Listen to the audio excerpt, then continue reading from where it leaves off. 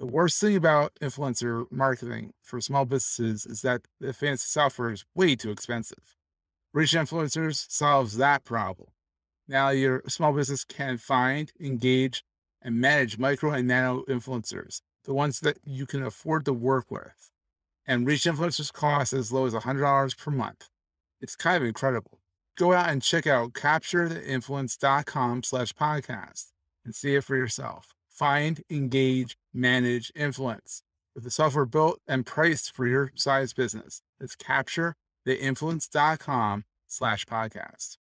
Entrepreneurs Enigma is a podcast for the ups and downs of entrepreneurship.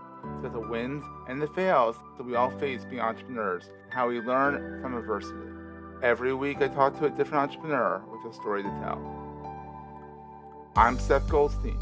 Come with me on the journey. This is Entrepreneurs Enigma. Let's get started.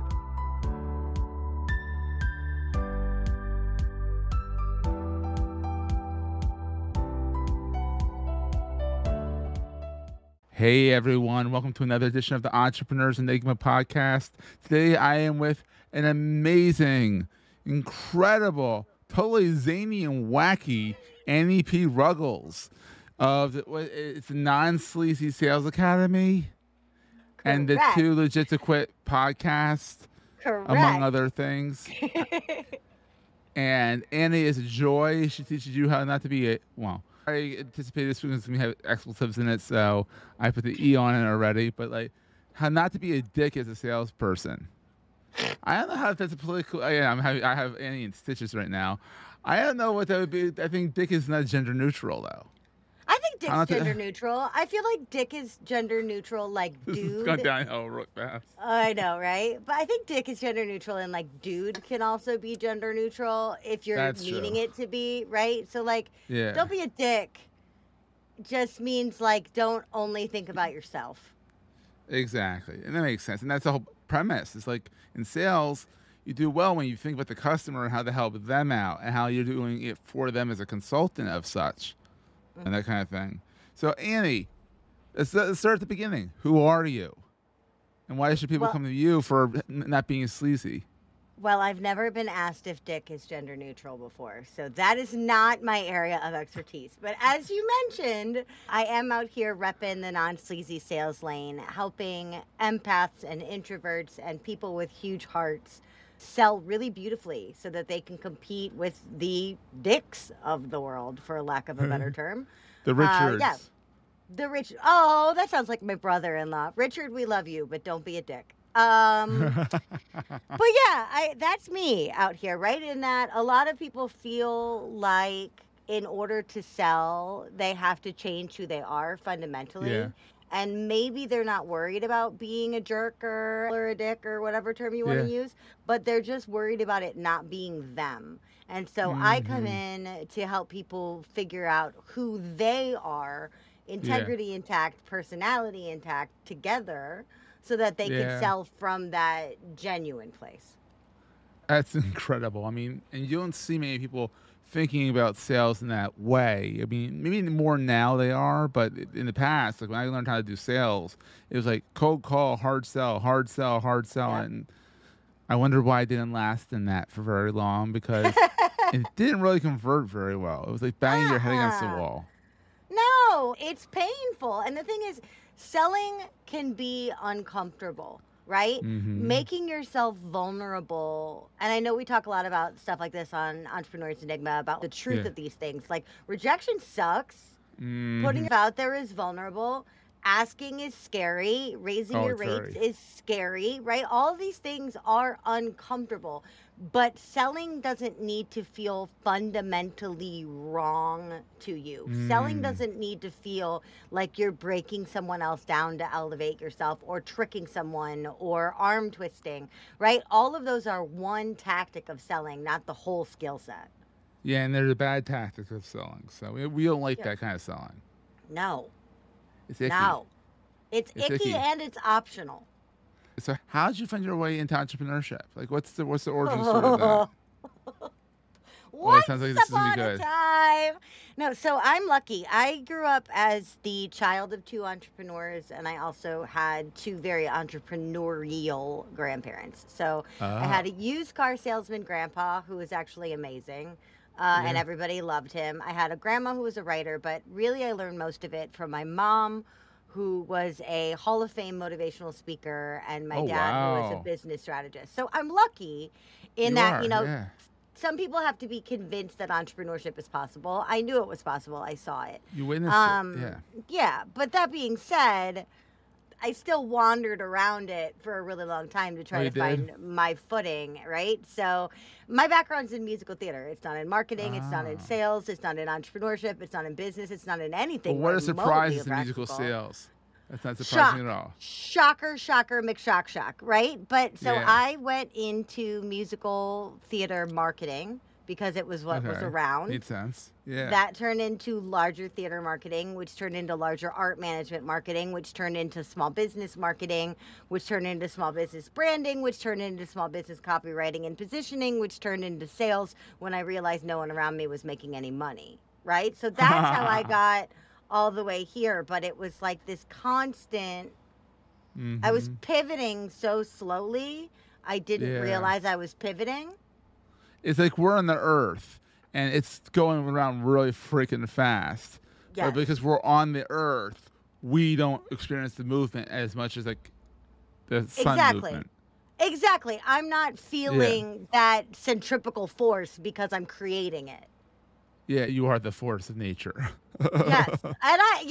Yes. I mean, and that's been a journey too of like allowing myself to show up Mm-hmm. as a force of nature, right? Allowing myself to not censor myself as much or to speak my Oh, mind censored or Annie would not be fun. Yeah. no, it wouldn't. And it was not fun for me.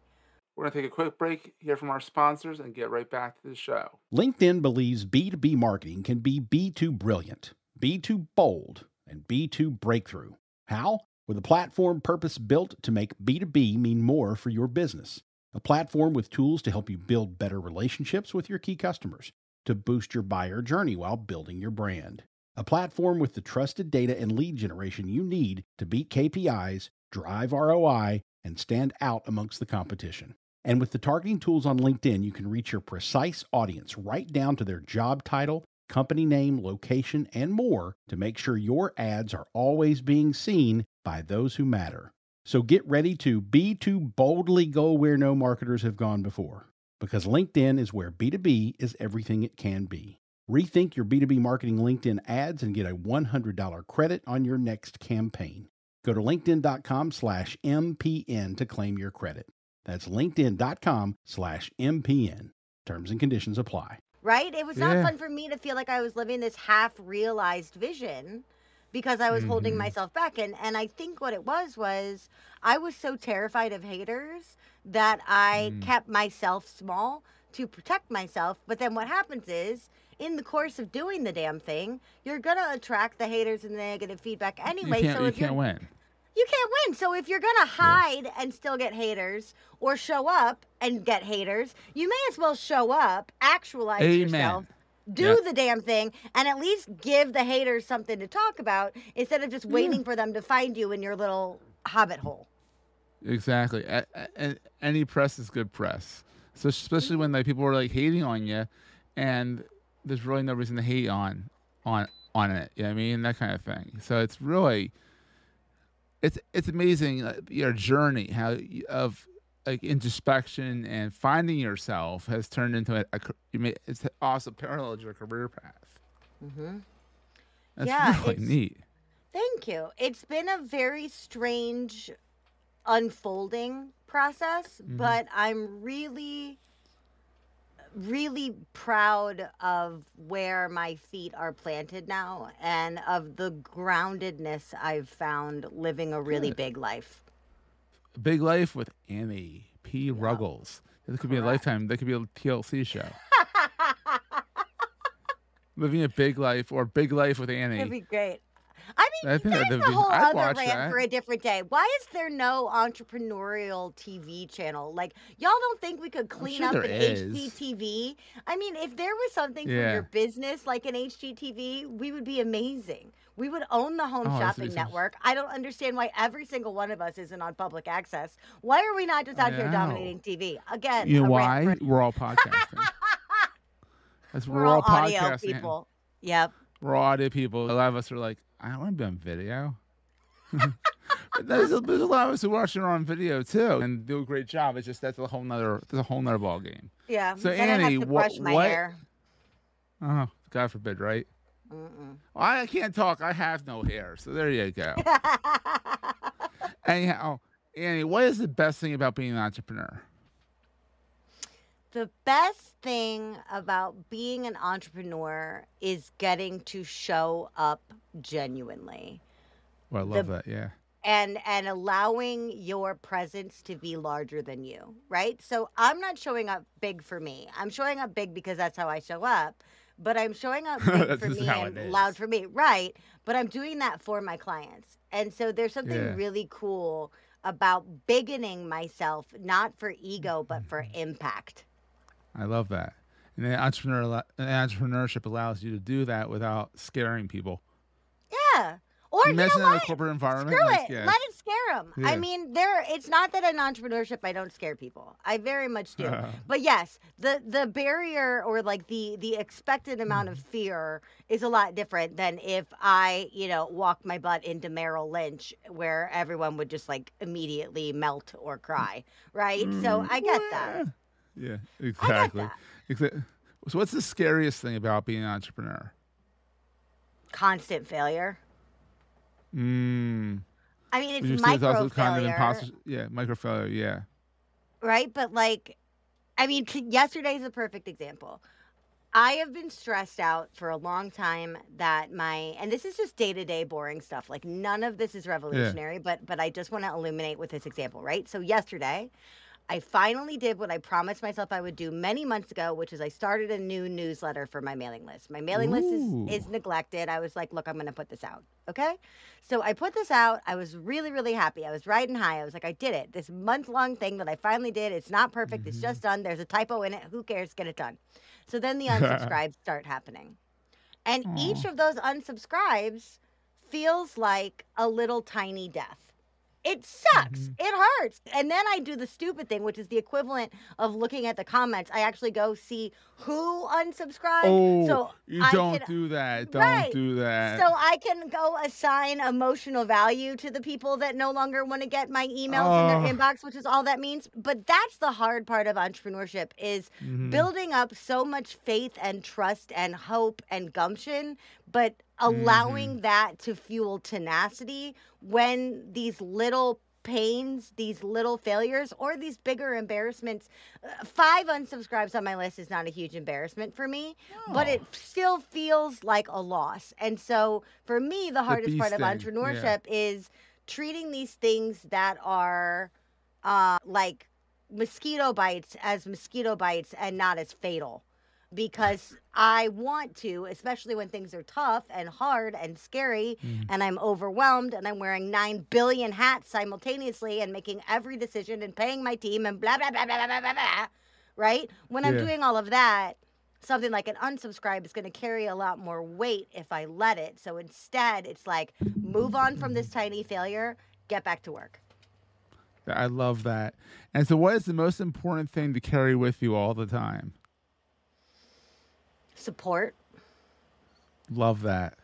We can't do this alone. I was trying to come up with some intrinsic internal thing like resilience and that is important, right? Yeah. And self-awareness I think is way up there on the list too. I don't think we can connect with anyone until we know who we are, but absolutely. Without fail, the company you keep will keep your business alive in one way or another. We cannot hope to do this without support.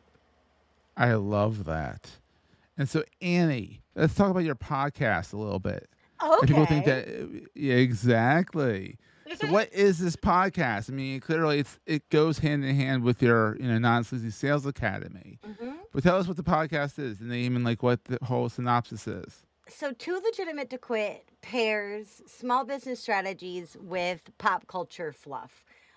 In that I believe inspiration is everywhere, and yet we spend so much time in other people's funnels when we're not just looking at the inspiration right in front of us. So I started asking some of my favorite brains in the biz what kinds of lessons we could pull out of things like Lady Gaga or The Simpsons or, Great Expectations or whatever it may be, so that we see that that's everywhere. And then the feedback I get on it, which I'm really proud of, is that a lot of B2B podcasting is incredibly boring. So we're trying to change that up by getting my guests to get to talk about their brilliance in a way that they haven't gotten to before. Because I always get out to be out here living this zany life, but a lot of my guests don't. So I'm getting them out of their soundbite and into some fun. I love that. And that's at, where is that? TooLegitimateToQuit.com? Yeah, it's at TooLegitimate.com. Too Legitimate. Or TooLegitimateToQuit.com. Both, I have multiple They redirect domains. to each other. They redirect to each other, but Too Legitimate takes less time to type. It does. It does. What is that? 5 more letters you'd have to type in. Gosh. No, 7. 7. Off the reservation already. And so, Annie, where can people find all your stuff? I mean, obviously, TooLegitimate.com. That's an awesome Ruggles gateway. Everywhere. Yep, Annie P. Ruggles anywhere. Freaking everywhere, including my website, Annie P. Ruggles. But y'all, listen, if you're in active sales avoidance, meaning you have something coming up and you're like, ew, I don't want to do this. Ew, I don't know what to do. I have to raise these rates. I have to follow up. I have to do any of these things. If you feel gross about something on your plate, do not go to my website. Message me. Seth and I spend all day, every day on LinkedIn chat. That's a great spot to grab me over on LinkedIn chat. Or you can also reach out to me directly. A lot of people love Instagram. I'm over there at Anniepreneur. But if you're in active avoidance, don't wait. Just reach out. Just reach out. And if it's a serious emergency, call 911. Yes. And if this is a medical emergency, call a doctor. Yeah. Or and wash your hands. It's 999 in the UK, which is too easy. 999. Which is too easy to hit. 911, they did it for a reason because 9's down here and 1's up here, so you have to think about it when you type it. Yeah, but now it doesn't even matter because now there's that new thing on the iPhone where if you accidentally push buttons on both sides of your phone at the same time, it makes an emergency call. But my phone is also the width of my cup holder, so I'll be like driving down the street and my phone will start going,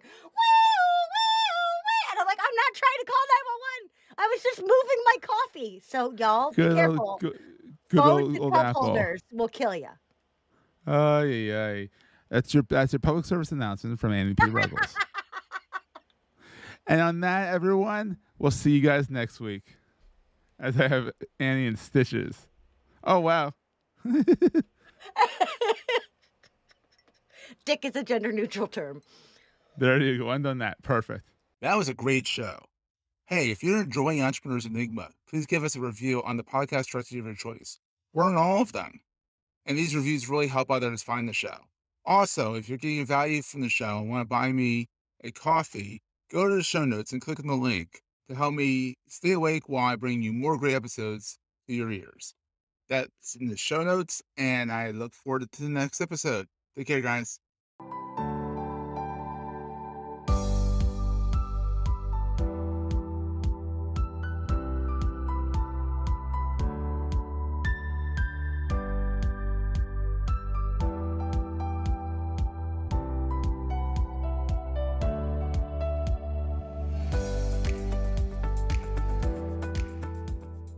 Goldstein Media hopes you have enjoyed this episode. This podcast is one of the many great shows on the MPN Marketing Podcast Network.